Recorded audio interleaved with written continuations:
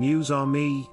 Many people in East Africa are starving to death because of the worst drought in decades. East Africa is in trouble. While people in the West worry about the price of gas, inflation, and the war in Ukraine, East Africa is in trouble. Ethiopia, Kenya, Somalia, South Sudan, and Sudan are all facing the worst drought in decades, according to UN News. The driest wet season ever recorded. Reliefweb says that data shows that the rainy season in the area from March to May of 2022 was probably the driest on record. Temperatures that are above average. Meteorologists say that very high temperatures, expected to last through September, have worsened the lack of rain and water.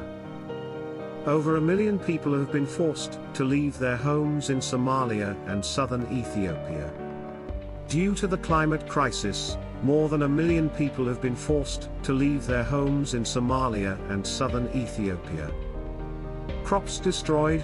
Because it hasn't rained in Eastern Africa, crops have died, and food prices have risen. 3.6 million livestock lost. The Food Security and Nutrition Analysis Unit, FNAU, says that about 3.6 million animals have died in Kenya and Ethiopia. Somalia was hit the hardest. But the organization says that Somalia is the worst hit country, where 1 out of every 3 animals has died since the middle of 2021. Half of the people in Somalia are at risk of going hungry. The UN says that 7 million people in Somalia, almost half of the country's population, are at risk of starvation in the next few months. 50 million people don't have enough food to eat.